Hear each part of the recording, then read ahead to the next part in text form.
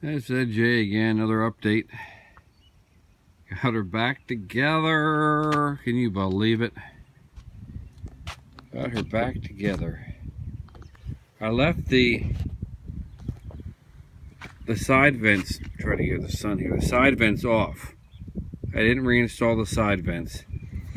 Here in Pennsylvania, still a little cool. And the side vents block the heat from the engine getting onto your legs. That was a good idea from Kawasaki. The summer, put them on.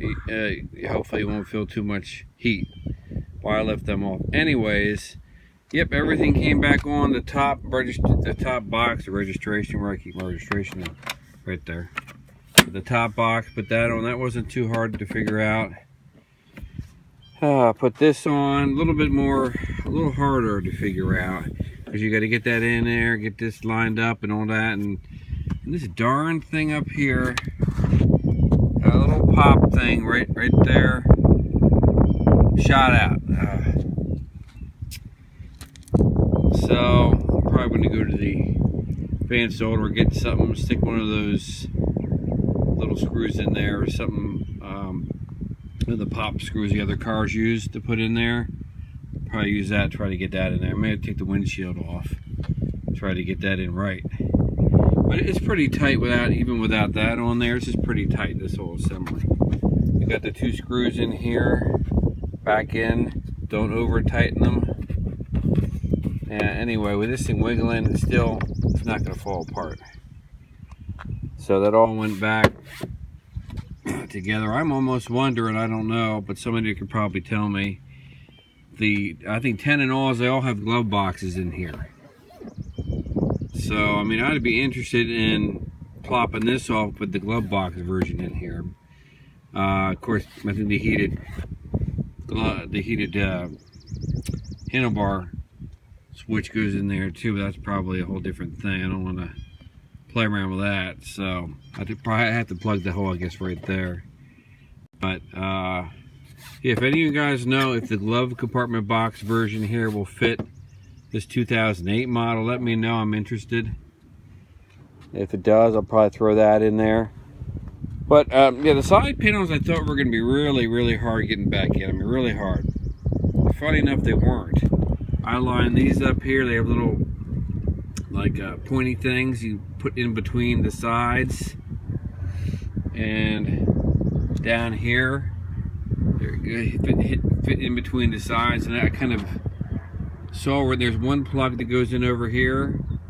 You kind of line that, push it in, everything fell together, believe it or not. It wasn't crazy. And there's a plug, not a plug, but clip down here on the bottom you got to align too, down here. Now when you take those the other air blockers off, you can get the top bolt back in, but the bottom bolt won't go back in. Where's my finger? The bottom bolt, too big. So obviously, while you're moving, it shouldn't fall out. It shouldn't fall out. I mean, the bottom shouldn't come loose. Is what I'm saying on either sides. So I guess Kawasaki figures you get the top one in, the bottom one shouldn't. The bottom fairing shouldn't fall out or anything else like that. But yeah, that's about it. Oh, the other thing I'm doing now, well, probably not now enough time. When I get back, my tools are just looking. I go through my little toolbox here to get all the right. Hey, I bought that right there at the store for $9. Those are hex heads, the hex with big heads to turn them. So that's anyhow. That's where the saddlebags go. That side. And that side, and I have those Canyon bars, not Canyon bars, another company, but I'm going to put them on next. So I got to get the saddlebags off to put them on. Putting them on next. Then I got the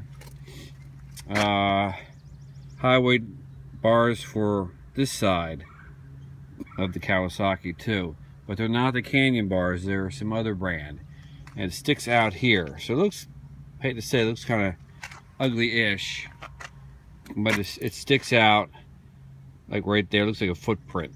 So if your bike goes down, it lands on that. I think they were 150. and that was 120, I think. So we're gonna try it, and I'm anxious to see how that one's gonna go on. I just wonder if they're gonna go in where the fairing, those air blockers go in. Should be interesting. Let's take another look at my wonderful 2008 Kawasaki Concourse 14. Look at that guy.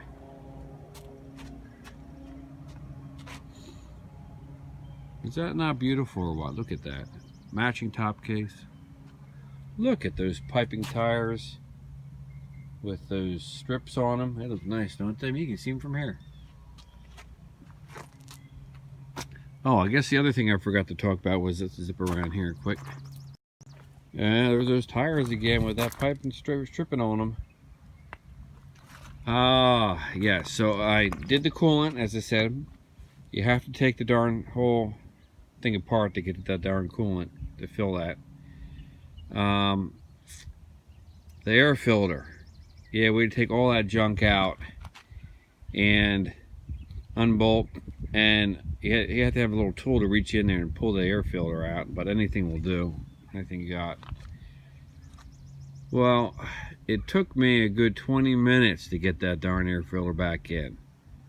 I had to push it, move it, jiggle it, everything to get that. I mean, it's just such an inconvenience. I'm not going to bother again with that air filter. Anyhow, here's the other air filter that came out. Get in the frame. There it is. Look how dirty that thing is. Not a speck of dirt on that damn thing. Look at that. Clean. Little gas smell, of course, but other than that, look at that. Crazy. Well, this one only has 16,000 miles on it. This 2008. Usually you find them with 24,000 or 36,000. I've never seen one with just 16,000 on it. That's why I said, well, I'll get that. Looks in great shape too. But there's nothing on this. This could have stayed in there for who knows how long. A while. A long while. So you're saying to me, well, why don't you put it back in? Well, because I got another one. I already ordered another one. I expected this one to be nasty, but it wasn't. But these are a pain, and you know what, to get in and out. And they go in, where are we at? They go in that way. It's like a jig-jag, zag-zag, smack-bang, crash type of thing. Crazy, crazy. Never again will I be changing the air filter. So, you had to get all these different tools out. Just to match all these different, hex heads. You can see them, there's lots of them, and they're all different sizes. So if you happen to go to Harbor Freight and get all these little tool thingies here, they have the hex heads on them. These work. These worked, all of these. The bigger one and the small one. They all worked on them. So I was pretty happy about that. But I still have more work to do. Got to put the protectors on. And well, let's look at this side since we're here. Nice Kawasaki, isn't it? Don't you like that blue? It's a nice blue. Yeah, very nice. Oh, I got my PUG head windscreen on top of there.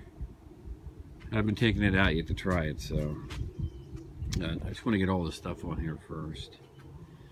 So that's about it. I just wanted to give you another update here of my Kawasaki Concourse 14. So I'm riding this on and off, and it runs fine. I have no issues with the thing. Oh, I did change my, I don't know if I told you, my gear oil down there. I changed that for the shaft drive with here we are, with Pro Honda shaft drive oil. Good for any vehicle shaft drive. So I did that, put that in there. Oh, of course, I grabbed some HB coolant just in case, and of course it came in handy. But yeah, it wasn't hard all to do. You just do the bolt on the bottom here. Where are we at here? If I can see, because I'm in the sun. That bolt, take that out and undo. This is this is a pain. I used one of these guys, my tools, and stuck it right in the side of here and turned, and it opened right up. Screwdriver, that does not work. I tried that. Did not work. Anyhow, you put that back in there, and then you fill this up until you get to the first or second line in there. So not very much comes out. You don't put very much in. That's about it. I'm going to update you more when I get the protectors on. Thanks for watching. Bye-bye. And if you're thinking about getting one of the things I definitely want, they're nice. I like these bikes. Bye-bye.